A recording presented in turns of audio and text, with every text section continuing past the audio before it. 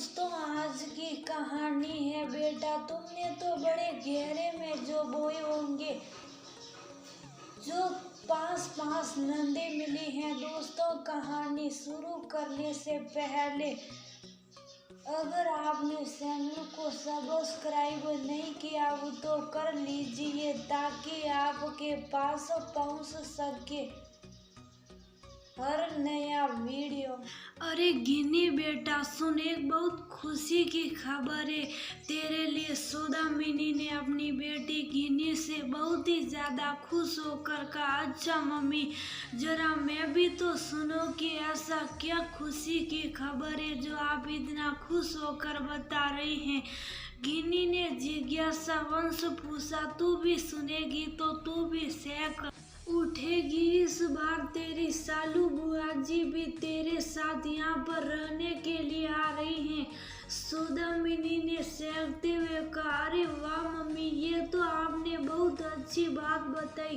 तब तो खूब मजा आने वाला। पूरे साल बाद उनसे मिलूंगी ना। शादी के बाद से तो मैं बुआ जी से मिल ही नहीं पाई। गिनी बात करते करते थोड़ा उदास भी हो गई।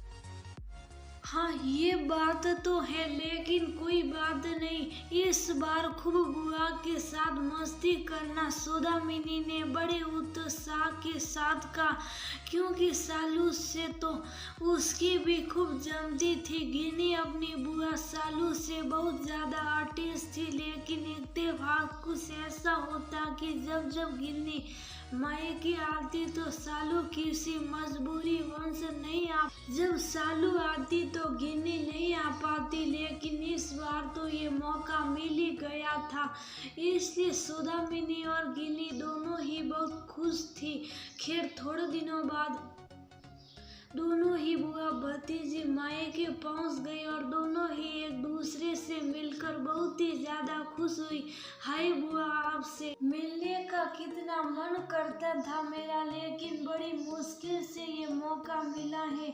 गिनी बुआ के कलेजे से लिपटते हुए बोली, अरे गिनी की बच्ची, मन तो मेरा भी बहुत होता था तुझसे मिलने का, कि देखो तो जरा मेरी लाडली शादी के बाद कैसी लगती है। कुछ मोटी वोटी हुई कि नहीं, या कभी तक वैसे ही सीख सलाई है, लेकिन सचमुच खासी हष्ट पुष्ट और खिल गई है। भगवान किसी की नजर ना लगे, लेकिन तेरे चेहरे पर तो जैसे नूर छाया हुआ है। और सालू ने अपने आंखों के कोर से काजल निकालकर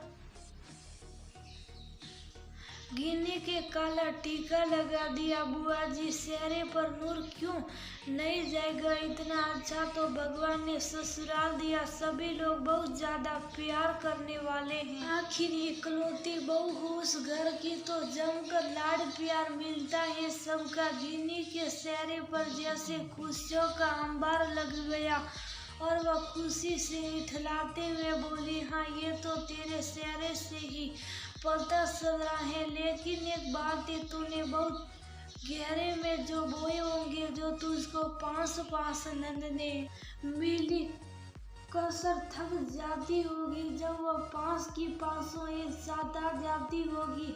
मैंने तो भाभी से मना भी किया था कि 5-5 नंदे हैं। अपनी सुई मुई से दुबली पतली गिनी परेशान हो जाया करेगी, लेकिन मेरी एक ना सुनी। सालू ने एक तरह से गिनी के साथ सहानुभूति जताते हुए कहा, मेरी अच्छी बुआ जी, ये बात तो आपने बिल्कुल ठीक कही कि मैंने बहुत गहरे में जो बोए थे तभी मुझको 5-5 नंदने मिली। लेकिन दूसरी बात बिल्कुल गलत सोच रही है आपकी, उनके एक साथ आ जाने से कसर जाती होंगी, ये बिल्कुल भी गलत है बुआ जी। मैं उन 500 नंदे के सबसे छोटे और लाडले भाई की पत्नी और उनकी लाडली भाभी हूँ। वो 500 एक साथ गर्मी की छुट्टियां मनाने आती हैं, लेकिन मजाल क्या जो वह लोग मुझको जरा सा भी थकने दे। 500 नंदे मुझको आराम से बिठा देती हैं और खुद रसोई में जाकर तरह तरह के व्यंजन बनाया करती हैं। वो पांसों कहती हैं कि हम सभी लोग तो देवरानी जेठानी वाले हैं, तो थोड़ा बहुत आराम तो हम लोगों को मिल ही जाता है, और तुम तो मेरी मम्मी की ठहरी इकलौती बहू, तो जब हम लोग आए तब तुम आराम किया करो। वह तो मैं जबरदस्ती जाकर उन लोगों के साथ काम करवाती हूँ। और तो और बुआ जी, अक्सर ही शाम को सब लोग कभी पार्क तो कभी पिक्चर तो कभी मंदिर जाने का प्लान बना लेते हैं, फिर वापस मैं होटल में खा पी कर मस्ती करते हुए घर वापस आते हैं। और मम्मी जी और पापा जी साथ में जाते नहीं तो उन लोगों के लिए कुछ ना कुछ साथ में पैक करवा लाते। और एक बात और बुआ जी, वह 500 नंदे अपनी इस लाडली भाभी के लिए कुछ ना कुछ उपहार जरूर लेकर आती हैं। मैं मना भी करती हूँ कि मत लाया करिए, तो मुझको ये कहकर डांट देती हैं कि तुम हम लोगों से छोटी हो, तुम्हारा हक बनता है। सच बताऊं बुआ जी, मुझको तो वह दिन उस घर में बहुत प्यारे लगते हैं। उन दिनों घर में खूब रौनक लग जाती है। रात में सब लोग बैठकर अंतराक्षी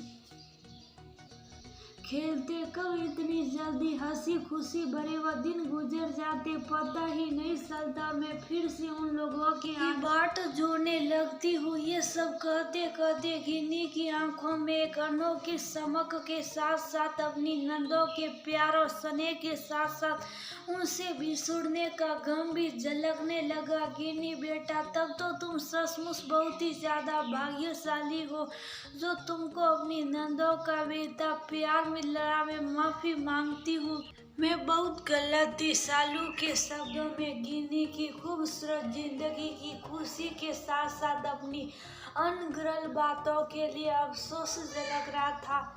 हाँ बुआ जी, मैं सचमुच बहुत ही भाग्यशाली हूँ। गिन्नी सहकते हुए सालू के गले फिर से लिपट गई। तो फिर गिन्नी, क्यों ना हम लोग भाभी तो अब जल्दी मायके भी नहीं जाती और मैं भी तो उनकी ननद हूँ। सालू ने गिन्नी की ओर देख कर कहा, वाह बुआ जी, ये तो बहुत बढ़िया सोचा आपने। गिन्नी सालू के हाथों पर हाथ मारकर बोली, अरे भाई, ये बुआ भतीजी की जुगल जोड़ी बातें ही करती रहेगी, यहाँ कुछ शायद